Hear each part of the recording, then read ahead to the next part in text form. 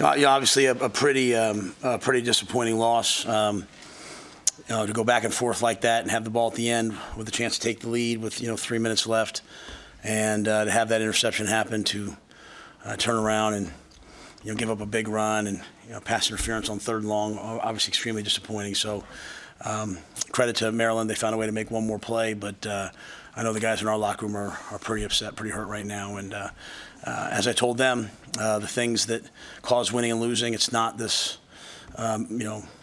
mysterious thing out there. It's winning the turnover battle, fourth quarter shutouts, all the different things that we were not able to do tonight, and still had a chance to win. So I know we're pretty disappointed, but we'll regroup. So I'll see what questions you guys have. On the first and goal, on the last drive, you didn't have to throw. Why did you guys throw the ball?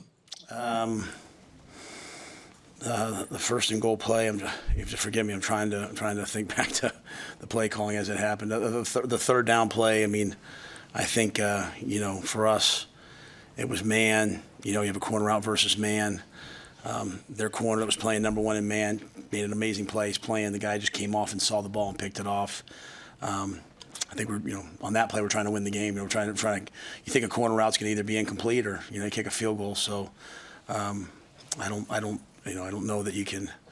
I don't know that you can do anything else on that. The play before that was the first down play was a handoff, and Chubba's taking third down reps. It's not a zone read. It's just a handoff. He pulled the ball because the guy came up the field, should have just handed it off. I haven't seen the tape. Maybe he saw something I didn't see. I think when he got outside the pocket, realized he had no protection. He threw the ball away. But that was a running play, run call. It was not a pass play or an RPO. On the third, and go back to that, did everything go off correctly on that play? Or the routes run? Yeah. It's two unders by 1 and 2 and a corner out by 3, right? And you play man, it's man, they go corners over, they chase 1 and 2, and you throw the ball to the corner out to number 3. And I'll have to wait and see the tape. The kid must have just looked up and saw the ball thrown, so I don't know if we, they ran the right routes. I don't know what happened, or he made a great play. Can you discuss the decision there with Jeff after the 2 turnovers and taking him out and putting Chubba in, and just what kind of life you thought he gave you on that last drive? Yeah, I thought, obviously Heinrich went out there. We had discussed, Heinrich's been a little bit beat up lately. Like, hey, maybe we'll give Jeff a series. Heinrich came out with the ankle. They cleared him to go back in, but he was trying to run out there. He looked pretty like he was laboring. So we went with Jeff. We had 2 turnovers, really 3, but, 2. But the fumble just, as a quarterback counter, it's not there. We don't reverse field. It just, at some point, we have to just kind of execute the plays that are there. And so we don't need guys trying to make a play when it's not there. 2nd and 7, get to 3rd and 5, go for on 3rd and 5. So, just kind of said, hey, let's give Chubba a shot, And so Chubba, I thought, moved us down the field. And we were in position to, go win the game. Anytime you put the third guy in who hasn't gotten as many reps, right, things can happen. The same play that he pulled the ball on, and it looked like a bad snap in the end zone was the one he ran the ball out on. So those are just handoffs. Those aren't zone reads. But I thought maybe it was a bad snap because where I'm looking for, you can't tell. That's why he went and ran the ball. But, again, wanted to run the clock there, get the ball down tight, have a safe third down call, and then kick a field goal and let the defense go win it. And but even with the fumble, as I told the team in there, there's always going to be different, obviously, narratives, which I understand. And obviously, it's not good enough when you have that many turnovers yet again. It's just the same thing over and over and over again. It has to stop at some point. But I do expect our defense to go out there and get that stop. And they got obviously the pass interference, and then we're able to make a couple plays, go down and kick the field goal. So. I think, all of us, in times like this have to say, what can we do better? What can I do better? And kind of go from there. With those turnovers, I know you've said it's something that has to keep getting worked on and addressed. Is it something that you're not seeing or it's getting better in practice, but then it's like kind of rearing its ugly head in game day? Or is it something that's still overall needing to be addressed? Yeah, the first one, as you could probably tell, is pretty animated. We ran a double move, and I felt like we ran a slant and go, and I thought it should have been pass interference. I thought he got grabbed, and I was pretty animated. The quarterback sees the guy come running out of it.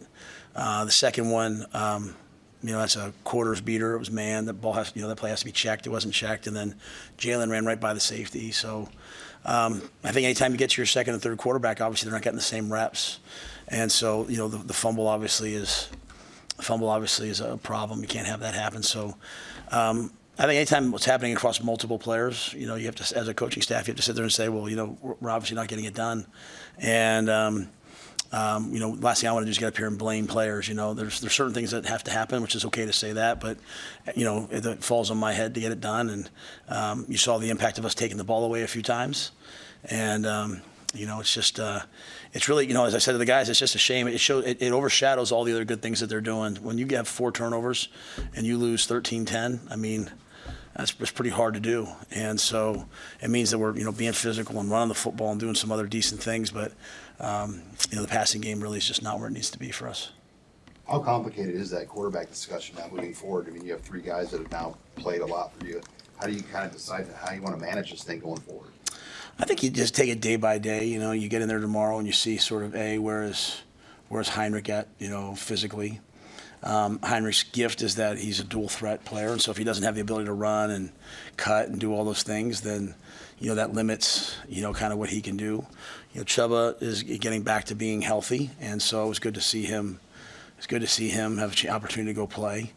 So I think we just kind of get out there. We have to get out back tomorrow and just take it day by day, and hope that when we get to Tuesday, what we don't want to do is be waffling back and forth. We want to have somebody get the main reps, have someone else get the second best reps, and kind of go from there. But I would be lying to you if I told you I knew who that was going to be right now. So Heinrich, you say it was ankle today? Yeah, he came off.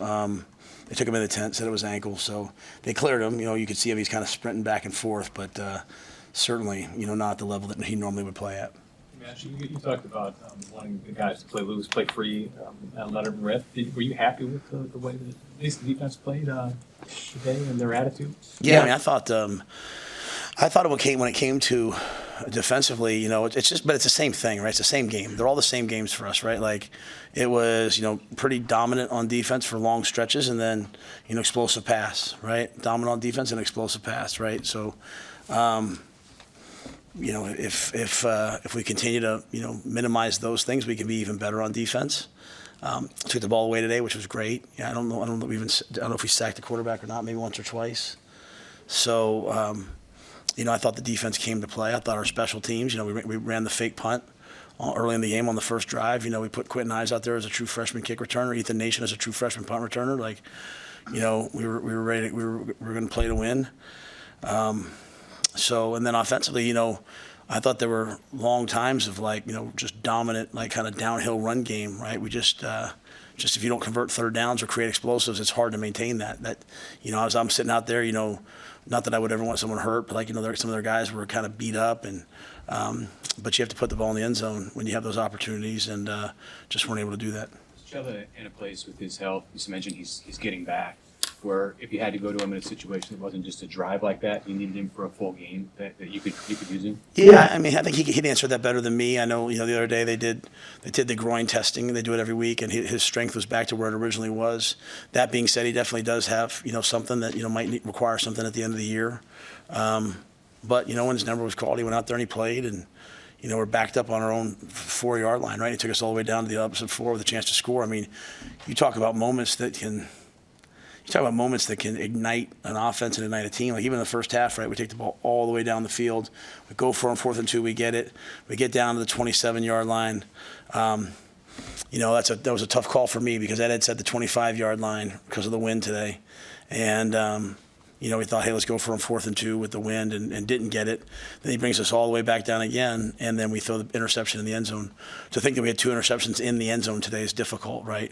So, and then that drive at the end. I mean, again, those are drives that can ignite a season and turn a season around, and we just didn't finish them. But I'm happy to see that Chubba got a chance to play, and